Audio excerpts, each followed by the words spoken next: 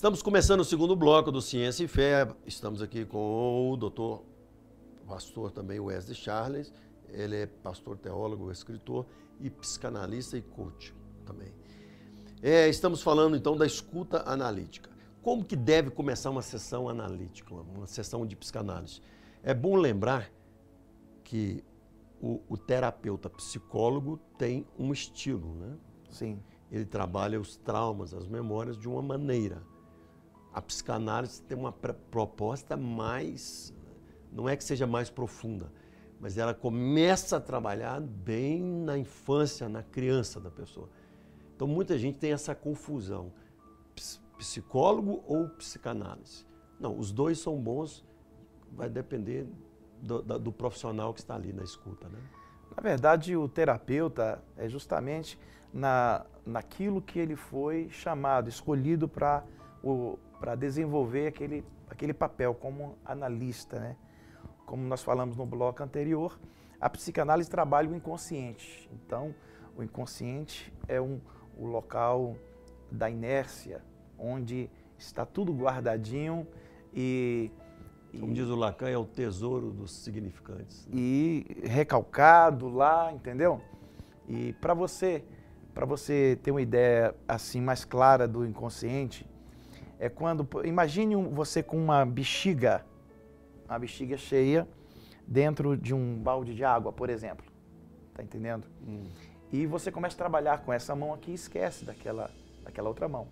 A bexiga, ela consegue, pela força, né, levantar a mão. Então, a pessoa empurra novamente aquilo, é o sentimento recalcado. A pessoa, o consciente tenta lançar para o inconsciente aquilo que não quer que venha à existência, de volta, né, trazer de volta. Então, automaticamente o superego ou você reprime, joga aquilo novamente lá para o inconsciente. Na verdade, o inconsciente, a todo momento, ele está tentando colocar algo para fora, em forma de sonho, em forma de comportamento. E na psicanálise, o que Freud descobriu e deixou esse legado, a associação livre, a verbalização, é o carro-chefe da psicanálise. Através da verbalização, você então, com o paciente, você consegue extrair aquilo que está causando, não apenas o sintoma, mas aquilo que está causando o problema lá dentro da pessoa, aquela ferida. E aí onde entra a questão da infância, porque essa ferida pode ter sido causada lá na infância, um abuso sexual lá na infância, na adolescência, entendeu? Alguém que, por exemplo, foi reprimido por um padrasto, foi rejeitado pela mãe, então complexo de inferioridade, uma série de transtornos causados, o filho que foi criado a pessoa que foi criada com a avó, ou foi criado na creche, e talvez passou a hora de amamentar, de comer. Então, aí vinha os transtornos, compulsão alimentar, compulsão sexual, fobias, medo. Obsessões. Entendeu? Então, o Freud começou muito nessas neuroses, né? Ele começa na histeria, sim. Depois ele passou a estudar, ele passou muito para a neurose da angústia, que hoje é chamada de transtorno de ansiedade, e as neuroses fóbicas, né? Sim. Mas o adoecer hoje, não vamos falar, me lembro de falar isso depois, que o adoecer hoje cresceu também. Cresceu. Né? Não é o mesmo adoecer, existem as mesmas doenças, mas não é o mesmo adoecer da época de Freud. Né? Freud foi influenciado pelo fisiologista, né, o Joseph Brauer, né? Ele com a técnica da hipnose, depois viu que a hipnose não resolvia, porque fazia a terapia com a hipnose, depois voltava novamente. Então, Freud descobre a verbalização, a associação livre. Cura pela fala. Né? A verbalização. Então, é importante, o analista, ele ouve. Então, é importante. O analista, ele é um espelho. A pessoa está ali com o analista. Então, ele é um espelho onde a pessoa ela vai colocar para fora aquilo que está atingindo, está abalando o seu emocional. Na realidade, são sintomas do que está lá no inconsciente. Todo comportamento, seja choro, seja medo, seja uma fobia, como você disse, Isso tudo são sintomas do que está lá no inconsciente. E precisa ser trabalhado isso. Tá entendendo? A escuta também, ela tem que ser muito uma arte, né? Escutar é uma arte, né? É uma arte que, principalmente para o psicanalista, a escuta para tudo, mim, né?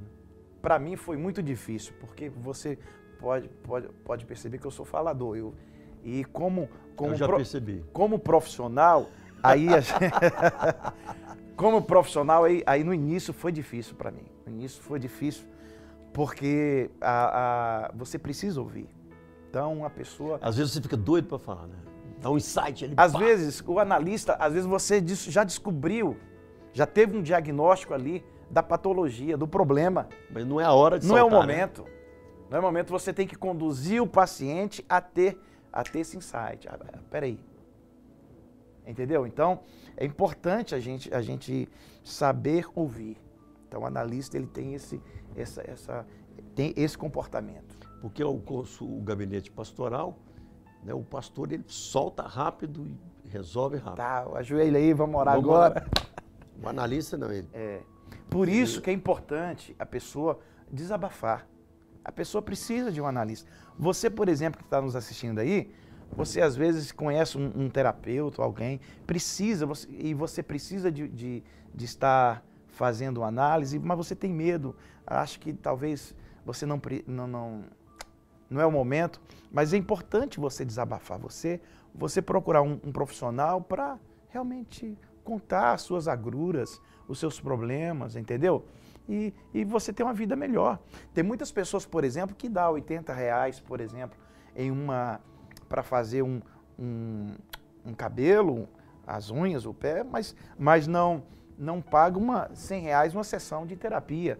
E isso, R$100 aqui na casa da família, porque a igreja tem um subsídio, né? Claro. Porque no mínimo 200. Claro, né? Claro. E o que acontece? Aí depois esse familiar perde, por exemplo, o ente querido, né? Perde, porque a tendência de uma pessoa que está sofrendo uma depressão, que é uma doença, né? Deve ser encarado como uma doença, não como um sintoma, alguém que está para baixo. Alguém que é morto, vivendo, sem fé. Não.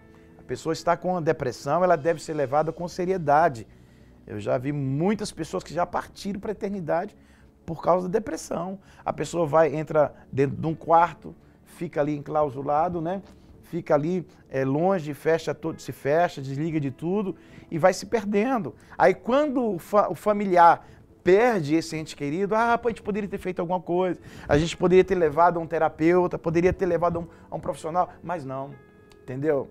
Então, é muito importante, você que tem alguém em casa que está deprimido, está vivendo um momento assim, é importante você estar atento a isso, né?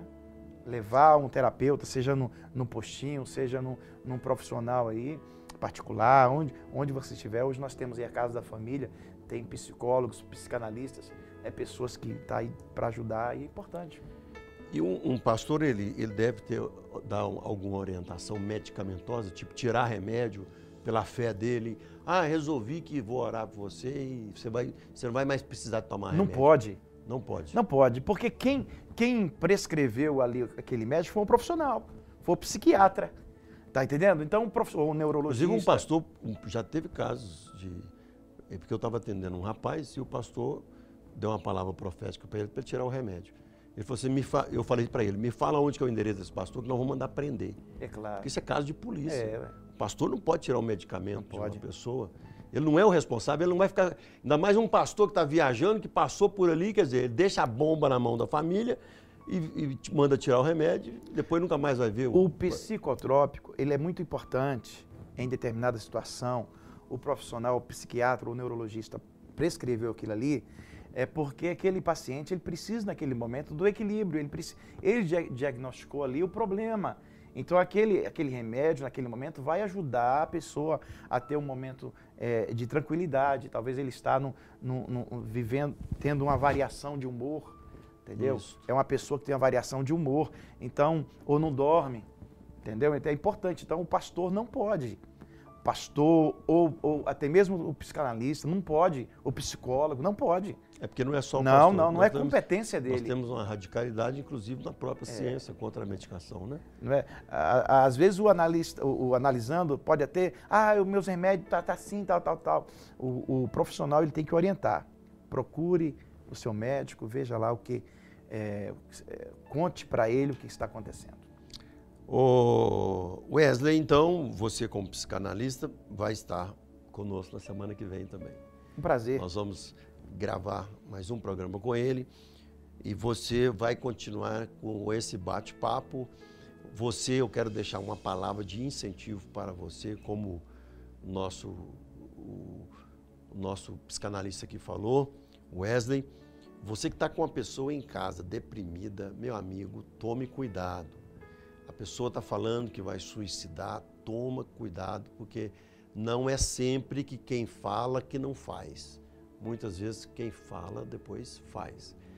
Então, lógico que primeiro você precisa do apoio da igreja, do apoio do seu pastor, do apoio da oração, mas não tenha dúvida que você vai precisar também de um apoio terapêutico, né, psicanalítico ou de um psicoterapeuta psicólogo e também talvez até mesmo de um psiquiatra para medicação. Deixando aqui uma palavra final, as pessoas hoje, um problema sério está acontecendo é carência afetiva. Então as pessoas estão carentes de carinho, abraço. Aconselho você estar mais próximo da sua família, entendendo? Procurar saber o que está acontecendo, ter mais abraço, filho com pai, irmãos. Vocês precisam realmente ter esse afago, esse carinho. Isso contribui muito no auxílio, né, na recuperação dessa pessoa. Ciência e Fé vai continuar então na próxima semana aqui com o Dr. Wesley e a gente vai fazer muito mais perguntas, tá bom? Então nos aguarde. Paz!